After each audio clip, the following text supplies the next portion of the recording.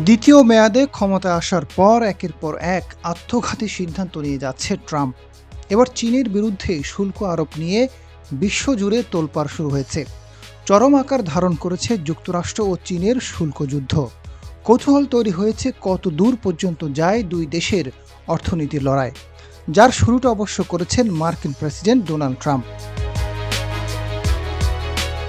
হঠাৎ করে চীনের উপর অতিরিক্ত 20% শুল্ক বসিয়ে দেয় যুক্তরাষ্ট্র।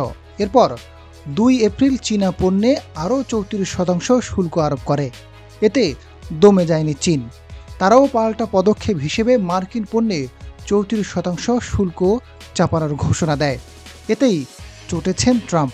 নতুন করে আরও 50% শুল্ক আরোপের হুমকি দিয়েছেন মার্কিন প্রেসিডেন্ট।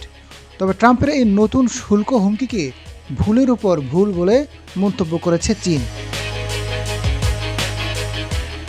সংবাদ মাধ্যম বিবিসি এক প্রতিবেদনে বলেছে, ট্রাম্প যদি তার হুমকি অনুযায়ী পদক্ষেপ নেয় তাহলে চীনা পণ্য আমদানিতে 104% শুল্ক গুনতে হবে। কারণ মার্চেই চীনের উপর 20% এবং গত সপ্তাহে 34%, মোট 54% শুল্ক আরোপ করেছে যুক্তরাষ্ট্র। নতুন করে আরও 50% শুল্ক আরোপ হলে তা বিশ্বের 2 বৃহৎ অর্থনীতি দেশের মধ্যে বাণিজ্য যুদ্ধ আরও গভীর হতে পারে। এদিকে ট্রাম্পের হুঁশিয়ারির পর বেইজিং এক বিবৃতি দেয়। এতে বলা হয়, যদি আমেরিকা এভাবেই চলার কথা ভাবে,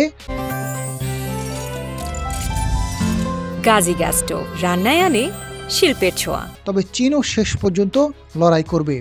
এই লড়াই কিভাবে অব্যাহত থাকবে শি জিনপিং সরকার স্পষ্ট করেনি। তবে চীনে রপ্তানি করা মার্কিন পণ্যে শুল্কের বোঝা বৃদ্ধির সম্ভাবনাও উড়িয়ে দেওয়া যাচ্ছে না। কপাল পুড়তে পারে চীনের মাটিতে কাজ করা মার্কিন সংস্থাগুলোর। ট্রাম্প বিভিন্ন দেশের উপর শুল্ক আরোপের ঘোষণার পর শেয়ার বাজারে ব্যাপক ধস হয়েছে। মাথায় হাত পড়েছে ব্যবসায়ী এবং বিনিয়োগকারীদের উপর।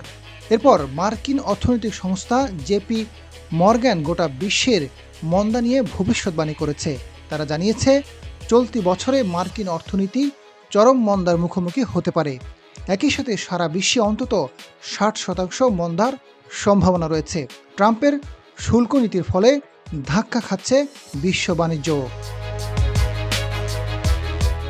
Azad Farooq, GTV news.